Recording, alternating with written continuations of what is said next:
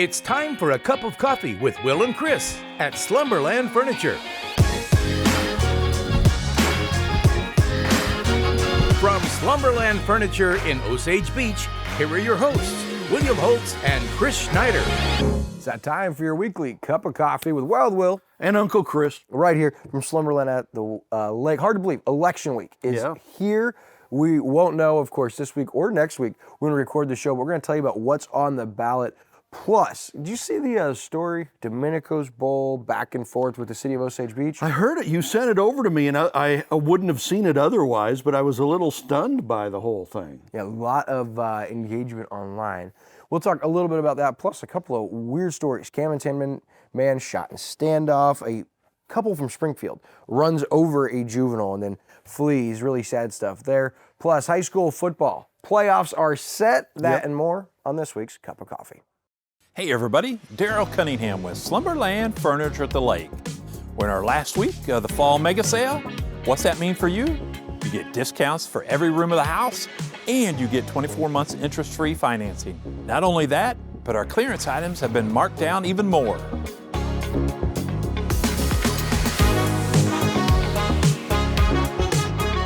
You need to come check us out at Slumberland Furniture, where we're bringing happy home. Yeah, that mega sale you just saw Daryl talking about right there. That's big. There's a lot of great items. We just bought a new mattress for Brinley's bed in her bedroom, and some great deals. They're like recliners for a couple $100. They got incredible stuff here, and I tell you what, they sell so much. There's such a big turnover. Every week we come in to do the show. I mean, the whole place looks different, right? It does, and even they've always got new stuff coming in and going out. So, hey, as we get this week started, pretty cool event last week, the CADV annual luncheon. Now, that's become one of, if not the largest fundraisers of the year. Well, we found out how big it was this year. 800 people joined together attending that event, and they raised $182,000 at this year's annual luncheon. Executive Director Cherie Keeley, she often states CADV becomes a lifeline to those people who have nothing and no one else to turn to. By supporting the CADV, you're making a difference in lives you know nothing about, but those that wouldn't survive without that support. That's directly from Executive Director Cherie Keeley, thanking the Lake of the Ozarks community. Now, if you missed the brunch but you'd like to donate, you can go online or you can call them. And also, next year's brunch, they already marked the date for. Okay. So, and just in case you don't know, it's Citizens Against Domestic Violence, CADV, and they provide a variety of free and confidential services to local victims of domestic and sexual violence. Thousands of victims and their children have been assisted by the CADV. That is why it is such a huge event when they do this luncheon every year, and such a good cause. But again, it's one of the many things that makes our area so amazing is that people step up and they know how important this is. And even though we never see the victims or know who they are, we know it's going to a magnificent cause. Sure. And so this year, again, $182,000, the community steps up. But mark your calendars, Wednesday, October 22nd, 2025 is the next brunch. It's going to be a sock hop. You won't soon forget. Did you ever do a sock hop when you were in high school?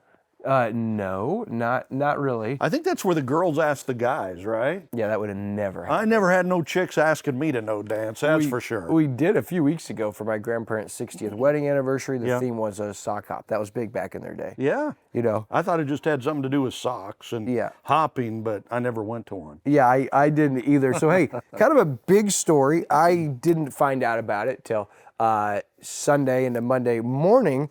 But the Domenico's Bowl, right? Yeah. Domenico's, well known for the all-you-can-eat prime rib, had been out there for 30 years nearly. And there was a post on Lake Area Happenings. Mike Malone posted that the city of Osage Beach was requiring Domenico's Bowl to be relocated outside their city limits. And the hearing on this is going to be in November. That was initially what this post said from Mike Malone. Now, as you look at the comments on that initial post, the community was outraged. People were saying, save the bull. Nathan Rennie shared photos of Mayor Harmison with claims that he had an unlicensed, unregistered boat sitting in front of his business, and the city has a junk ordinance, which caused further outrage from the city. People calling for Mayor Harmison's head, people saying this was it was hypocritical. Locals commented, even alluding to new city administrator Devin Lake. Someone needed to answer for this. These are all just comments, right? There's hundreds and hundreds of these. And many's urging the city to make an exception for this iconic bull of whatever ordinance this might break, right? Okay. So Monday, I called Domenico's. Well, they were closed, left a voicemail. I called Mayor Harmison. I didn't get a call, or didn't get an answer, left a voicemail. And I called the city and tried to get a hold of Devin Lake, and she was unavailable as well. So I posted on Lake Erie Happenings, asking, hey, does anyone know who owns Domenico's? Like, I'd love to get, their side of the story here. And a lot of comments, a lot of comments. Joe Huser commented that he heard on KRMS Morning Magazine that there was a 30-year facelift and paint job put on the bull, and they brought it back, and that's where the city threw a fit. Now, the court hearing is in November to see if the city will allow for the bull. And so that was kind of what the comments revealed. So I messaged Debbie Arcabasso on Facebook, who's the owner, and she couldn't say anything. She didn't want to say anything. She's got legal counsel. But it is interesting. Now, again, I haven't been able to substantiate this. Lake Expo did come out with their article, which would substantiate it essentially. But if there is truth to what the city of Osage Beach is doing at Domenico's here, I find it ironic, especially for Mayor Harmison. I mean, the boat, if it's true, sitting on his property, I remember the first reason Mayor Harmison ran had to do with planning and zoning and things he thought were unreasonable with his business, Harmy's, and addition he wanted to put on the property, right? And so he thought that was unfair, and he wanted to run as mayor to make sure that small business owners didn't get pushed around and had fair, reasonable means that when situations would arise, that exceptions would be made for small businesses. There's some irony there, right? And now I can't even get him to answer me. He's like 0 for 6 the last 6 times that I've tried to call our mayor to get him to answer for something. And I start thinking, when is the last time that I've heard from our mayor? And it hits me. It's when he was blowing my phone up when he was part of the witch hunt on Jeff Vernetti to run the smear campaign, trying to partner with Dr. Lisa Thomas, because he really wanted her to win that race, which was strange because that wasn't even really anything to do with his city. So I wonder how that election went, because he went all in on that hard, right? That he thought Vernetti was evil and terrible, and that he wanted Dr. Lisa Thomas to win. How'd that election go? Oh, you see the results. Not good. And we've never really said anything about that in regards to Mayor Harmison following that election. But now we're focusing back on the city of Osage Beach again. It doesn't make me so angry that there's issues that arise with the city of Osage Beach. But if you look at the Lake Expo article, they also couldn't reach Devin Lake and Mayor Harmison. It was a Monday following the week of a Monday when there was a holiday, Columbus Day, so they didn't work. When do these people work? How can you not get a hold of them with something as important as this when you have an iconic business and thousands of comments online dragging their city through the mud? You have a new city administrator and you have a mayor who should be trying to get ahead of this. Answer your phone. Someone answer on behalf of the city. Time we recorded the show Tuesday morning at 10 o'clock, I still had not heard back from him. Interesting, but we will wait. They did say in the Lake Expo article that the hearing had been set for November 18th. And so I urge you, City of Osage Beach, all of you thousands of people in the comments that think this is ridiculous, the date of the hearing is November 18th. Be there. I heard a lot of things like save the bull, right? Yeah. Yeah, well, not just save the bull, but hey, Mayor Michael Harmison, save the bull crap. This isn't Cheeseville anymore. This is real City of Osage Beach business. This isn't for your personal agenda. If you wanted an exception to be made at Harmy's, and it's why you ran, it's awful ironic a couple years down the road, we're seeing an iconic business at the lake dealing with the same thing when you're the mayor and no one's answering for it a couple days into questions being asked. So that's all I have to say on the matter, but it seems like people are absolutely outraged, and with good reason. It'll be interesting to see how this turns out, because if I do remember correctly, that was kind of why Harmison ran in the first place, was to, speak up for the, the little guy, the small business owners, and it would just kind of seem that this doesn't seem to fit that mode. So we'll see. Sure, but what's going to happen is that the next city meeting, Thursday,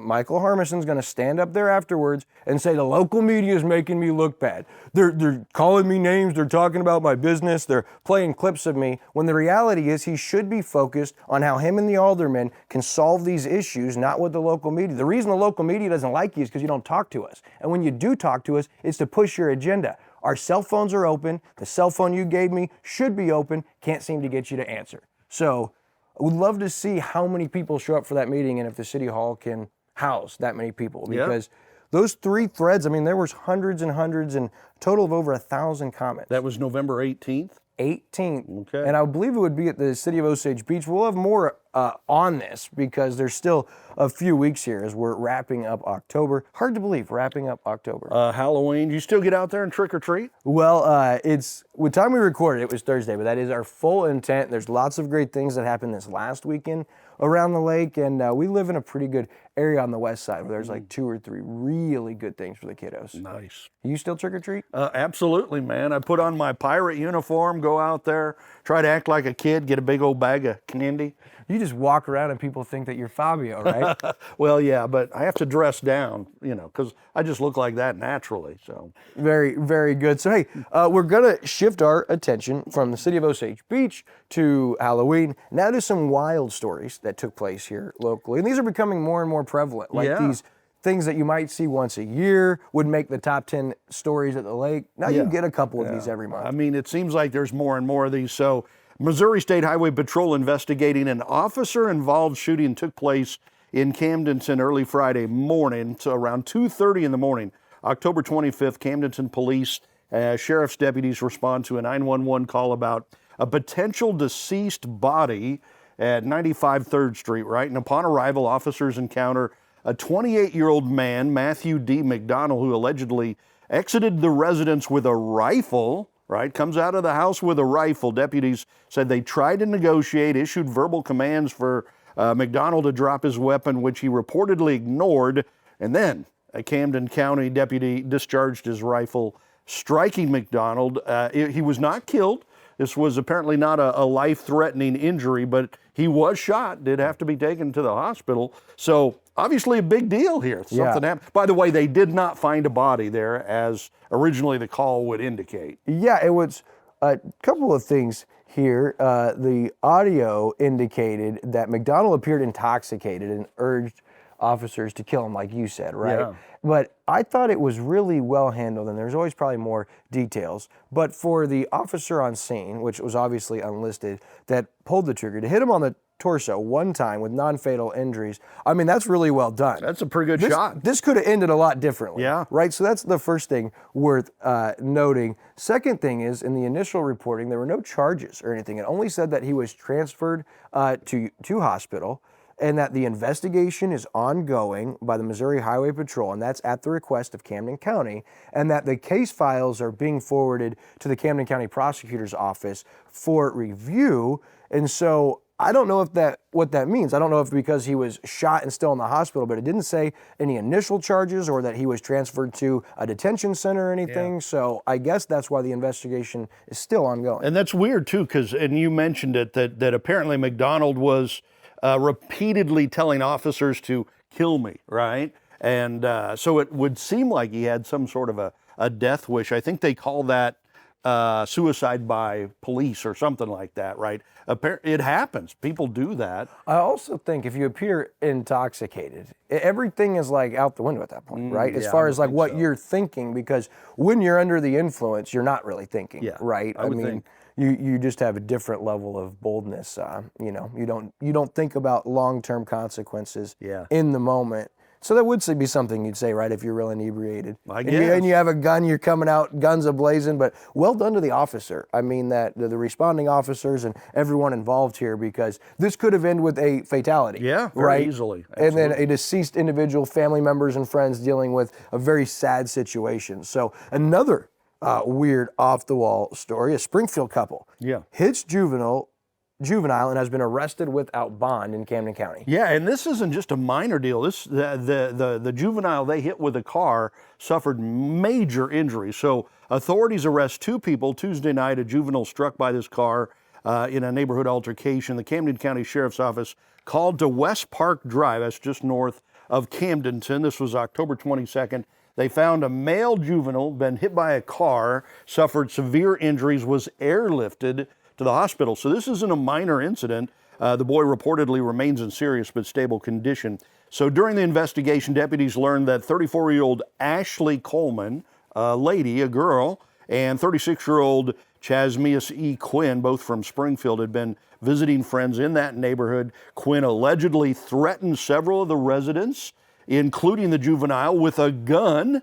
And the juvenile's parents confronted Quinn. And here's where I think it kind of took a turn. Yeah. Right? If it's not wild enough already, because bothering neighbors, there's a juvenile, and now the parents are like, hey, like, what are you? You've got a gun. You're threatening my child, other people here. First of we all, don't know good job you. by the parents Right. to confront, try to save their kid. Well, sure, right. There's a gun, your kid. You're definitely going to Yeah. intervene. At that point, Chasmius Quinn hits the parents, or hits the boy, with the car.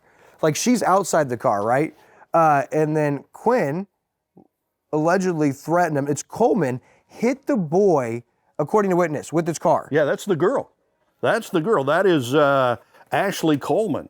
So, Oh, okay. Yeah, so it's the girl that actually was driving the car. So Quinn was threatening with the gun. Right. And she just hits the boy, which is crazy. They then fled to a local residence, and they were allowed to enter with, the law enforcement was allowed to enter with the house owner's permission. They were found, they arrested them, and they found the gun that matched the descriptions from witnesses. Wow. And they're being held without bond. But what a crazy story. Both those two from Springfield, just wild.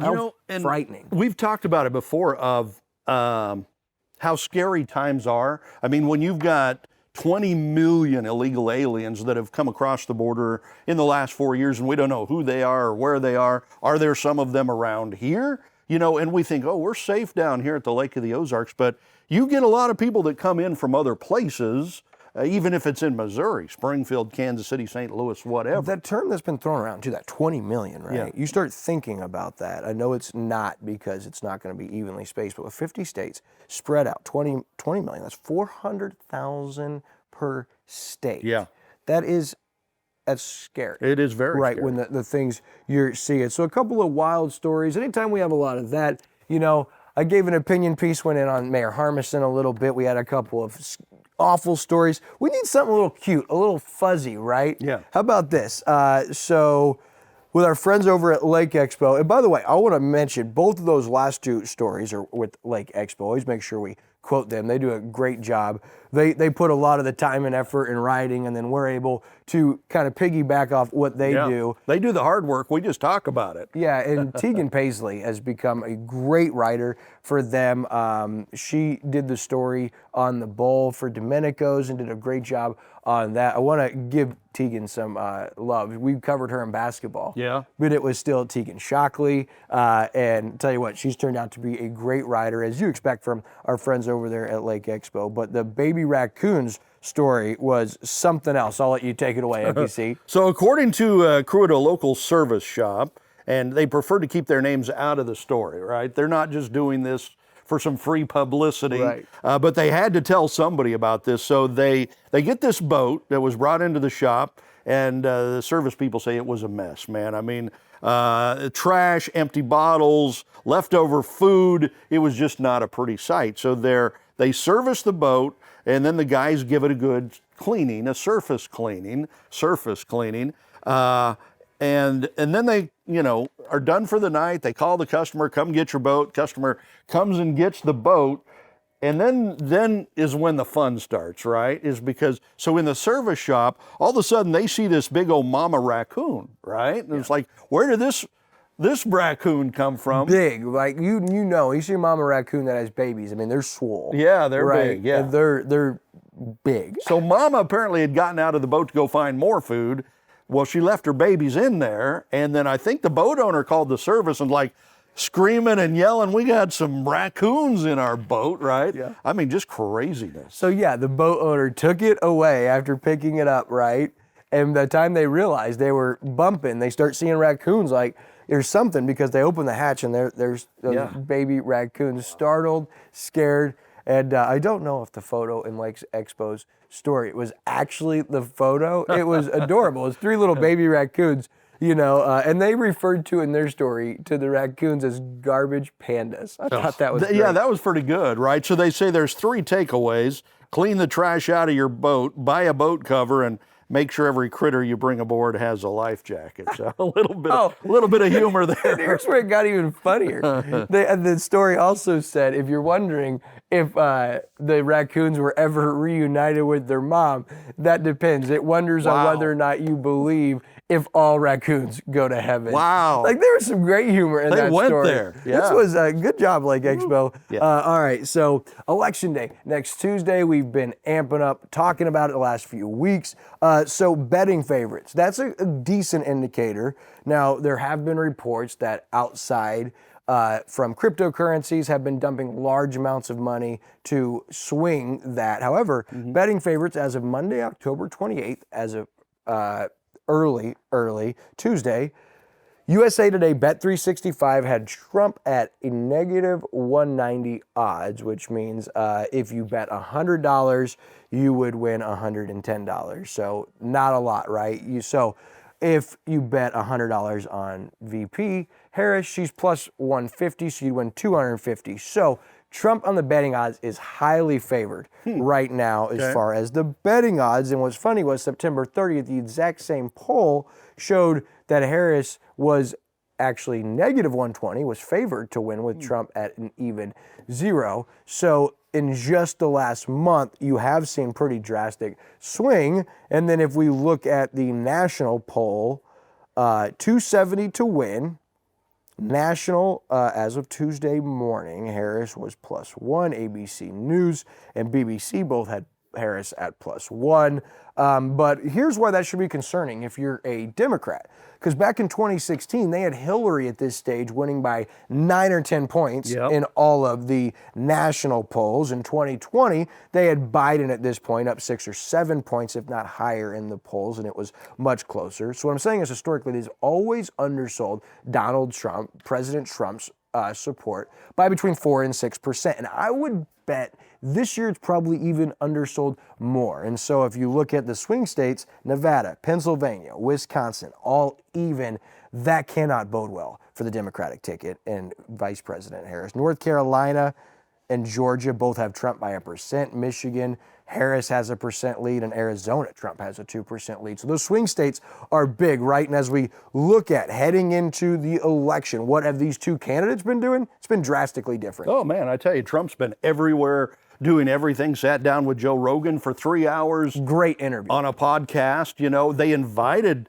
Harris, and she wouldn't go because she can't free talk. You know? She doesn't seem to be very smart. But Trump is all over the place doing all of this, and McDonald's PR, that was big. Rallies, press conferences. You mentioned Joe Rogan, the Al Smith dinner, football games. I mean, he is the people's president. And what's weird is, as bad as Harris has been, the people inducting these interviews are starting to ask her some tough questions. I was shocked to see the way Anderson Cooper diced her up. Actually asked her some tough questions, and she had no answers for it. Same thing with Brett Baer. Tough questions. And President Biden has been MIA. Like, you never see him. And Tuesday marked 100 days since Vice President Harris has actually done a press conference. Wow. Actually allowed the press to ask her non-scripted questions or not have a teleprompter. If that's not concerning for people, it should be. And not only are we less than 1 week away from this election, but there's other stuff on this ballot. We have the Camden County ballot. We've been telling you early voting is still going on until Monday, I believe that ends, right? Yeah. On the 4th, at the end of Monday. Before Election Day. I've already early voted, We're planning on going Thursday together, Unique and I, and do that. It would be wise, but Tuesday is big election day, and of course there's lots on there, you know, governor, lieutenant governor, there's tax increases, but the big things that we've been covering, right, is the sports betting Amendment 2, Amendment 5 with the river on the Osage Casino, and then Amendment 3, right? We had Jody Whithelm on, talked with her, but this is big, this Amendment 3. This is a lot bigger than just protecting. There's a lot of hidden stuff in there. Sure, and as much as we could tell you, because we're not really experts, we're just passionate in our faith, and so we're not experts, but somebody that is. How about attorney at law, Brad Blake? My name is Brad Blake. I've been an attorney for 35 years. I've represented victims harmed by reckless medical care and criminal behavior. I've been involved in medical cases involving tragic outcomes of pregnancies, where doctors and hospitals have ignored clear signs of fetal distress and problems with the unborn baby, caused brain damage, permanent injury, and death, and even changed medical records to cover up clear violations of the standard of care. If Amendment 3 passes, we would not be able to hold these reckless doctors responsible for extreme and gross negligence to our loved ones. This amendment provides cover for extreme and reckless negligence, even criminal behavior. Section 5 of the amendment, read the fine print, has two terms that seem way too broad. When the amendment lists some of the medical procedures, it uses the phrase, including but not limited to. And also this amendment uses the language, right to reproductive freedom. When I hear those phrases, reproductive freedom, I think of things such as contraceptives, vasectomies, prenatal care, transgender surgeries. The list goes on. But does this word, including but not limited to, indicate that this amendment will encompass all reproductive services, everything? It's a radical change to the Constitution. This will restrict legal recourse, protections under the law for extreme negligence, for all reproductive health care. A doctor could botch a delivery and harm or kill a little baby. This amendment is not good for Missouri mothers, not good for fathers, not good for children. There's no justice in this amendment. If you want to retain your right to pursue justice for malpractice for reproductive health care in Missouri law, vote no on Amendment 3. So hopefully that just tells you some things that either you didn't know or may lean you in the right direction, but that's powerful, powerful stuff. One thing I'm really disappointed in is what they can put inside of these propositions and stuff like that nobody knows about. Sure. Or they try to sell the sports gambling as school education, you know. I mean, it's kind of weird what they get away literacy. with. Yeah, that's a BS. It's Smoke crazy. and mirrors. All right, hey, high school football district playoffs are set. Yep. Camdenton, they get a big win, but they got the 5 seed. They're at Rolla, winner. Going to go on the road at 1 seed, Elias. Then Fort Zumwalt South comes to Osage for Lake TV's game of the week. It's the first round of the Missouri Class 4 District 5 playoffs. That ought to be a great game. Live at 6:30 with the COMC pregame show. Winner of that game goes to Warrenton. And then both Eldon and Versailles on the road. Eldon at Knob Noster as the 6 seed, Versailles at the 7 seed at number 2. Boonville. Wanted to give a quick shout out to the student section for Camdenton Friday night. They beat Southeast 70-0, right? Well, the Southeast only had 17 players dress out. Barely showed up to the game on time. Their only fan in the stand was their bus driver. I kid you not. Wow. About 25 to 30 plus students from Camdenton student section went over and stood behind their kids and rooted them on and cheered for them for making plays and getting positive yardage. That was really well done by the Camdenton kids, so just wanted to give them a shout out. And before we go, I want to do a viewers poll, right? We told you the shootout is moving. Yep. And so we saw a lot of good, right? A lot of excitement about the new location, the docks, and things of that nature. But we got a lot of mixed reviews. We saw some negative feedback. So I want to know from you guys, how do you feel about the new location for the Lake of the Ozarks shootout and it leaving Captain Ron's? Let us know down in the comments below. And before we go, lots of great things happening this week on Lake TV, brought to you by Chris Lightco. Get ready to illuminate your lakefront paradise in 2025 with Chris Lighting Co. We told you about football, but a great spotlight show. Yeah, we've got Pastor Jeff Higbee as we talk about the meaning of Thanksgiving. We're getting into the Thanksgiving season now, so be sure to check the Community Spotlight show out. That and our final Weekend at the Lake with David Leatherberry. Also, happy birthday to David Leatherberry. And before we go, don't forget, get out and vote.